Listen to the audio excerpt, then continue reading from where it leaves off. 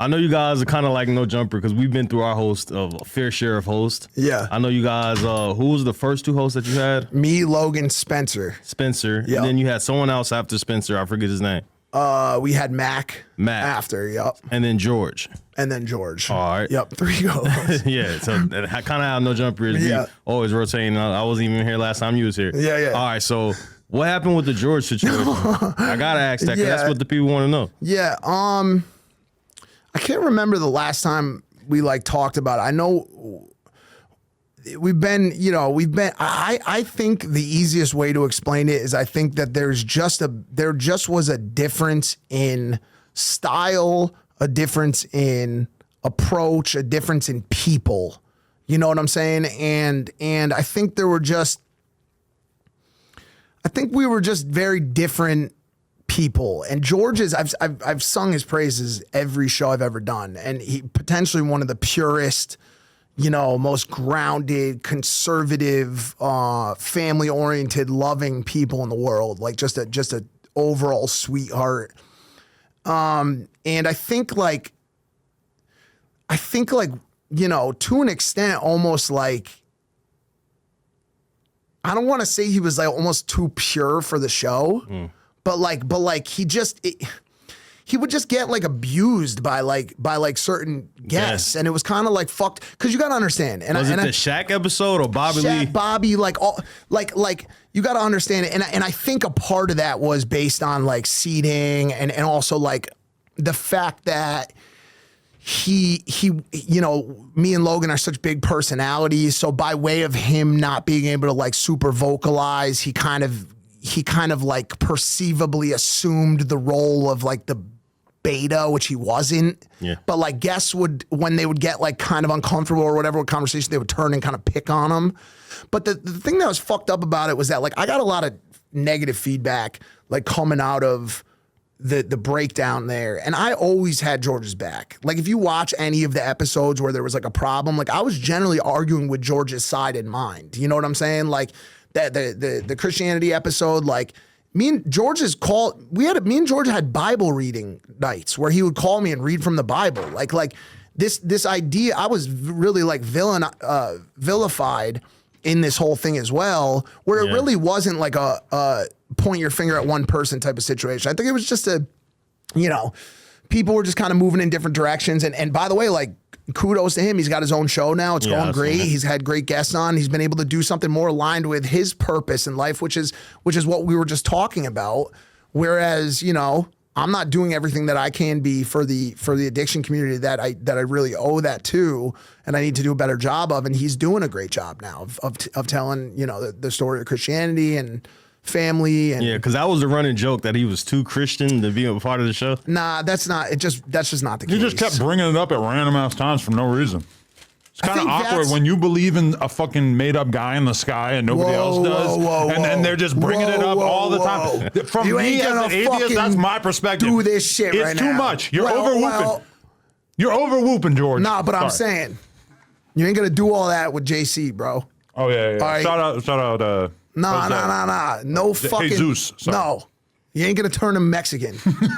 Yahweh. I'm a fool. No, what am I gonna do? I mean, you obviously you can say whatever you want. Yeah. But I am a Christian, and I do. Oh, okay. My bad. And I do devote a lot of my.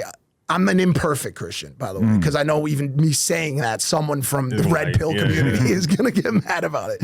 But I do believe in Christ. I grew up going to Sunday school every week, going to church every week, going to Bible camp. And I'm just not as vocal about it. And I don't mean that in a negative way towards anybody who is. It's just not as big of a, I don't know. It's just not. But that's why there's Christian rock and why there's Christian rap, is because the majority of people who listen to rock music, if there's a whole song about God, they're not going to listen to it, because to people who aren't religious, this sounds like a bunch of woo-woo, and we just don't want to hear it. So that's why that are religious in the way that I am, which is maybe a little bit. I think the way that he's explaining it is semi-representative of what the issue was just like, I think, there was just a little bit of misalignment between the message that we were trying to tell. Like it was a very... Logan Paul is satanic. He is of the Illuminati. Like this is just not his world. Logan, the I said biggest- very nice things about you on the rest of the podcast, so when this is clipped for TikTok, don't blame me. No, he'll agree with it. Oh, okay, He'll cool, agree with cool. it. He'll 100% claim to be a member of the 1,000%. Yeah. That's my favorite. By the way, that's one of my favorite storylines right now coming out of like this whole like, you know, revamp of like mainstream media and just like the social media world and shit is like these like red pill like detectives who have like really figured things out. Oh, I mean they have everything. Like they worship, you know, their God who is Kanye, who also has Kanye has everything figured out. Yeah. Like in their mind, this man has really tapped into the ethos of what's controlling this world. Okay, like you know what I'm saying? Like he knows everything that's going on with the Illuminati. And by the way, once you get to that point, you got to be real careful because they're coming for you. They don't like you. They don't like you knowing all those secrets. You know what I'm saying? Like they're really like gunning for you, bro. You know, and like you don't want it. These are the is that going on Snapchat? I don't even have like a real reason to put it on Snapchat because I don't have this crazy monetization scam. I don't want to even for a second act like He won't even update his Instagram story because he sees it as unpaid labor at this point because he's making so much fucking money off all the Snapchat shit. No, I will just tag me in something. I don't want to act for a second like that shit's not partially correct. We live in a corrupt fucking space, like real bad actors, right? Like fucked up people, dude. Okay. I hear things. You know what I'm saying? No, I don't mean us in LA specifically, although there is a lot of fucking weird shit that goes on here too. I'll get into that in a second. But like there is a lot of fucked up shit that goes on. There's a lot of corporate greed. There's a lot of like, you know, maneuvering and puppeteering that goes on. But like, bro, this Illuminati and like situation, like this secret society, and also even more so this idea, I'm just gonna go ahead and say it, that any of these motherfuckers have a clue what they're talking about. Like if you're tuning in and you're like, yo, today Alex Jones is gonna tell me his updates on what's new in the world. You think this fucking meatball of a human has any fucking idea what is going on at the highest levels of fucking government and secret society? That, by the way, I'm not saying doesn't exist. Yeah. All I'm saying is none of these people know what they're talking about. Is that crazy to imagine that you're being served garbage by these people who are just creating these fantastic stories for you to leech onto? At one point it was Sandy Hook didn't happen, and then it was this, and then it was that.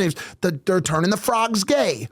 Like imagine you wake up in the morning and you're that devoid of purpose in life that you're gonna watch a segment on the government turning the frogs gay. We just hit 600,000 subscribers on the Clips channel right here. We're trying to get to 700, so you know what to do. Smack that red button and subscribe. Appreciate you.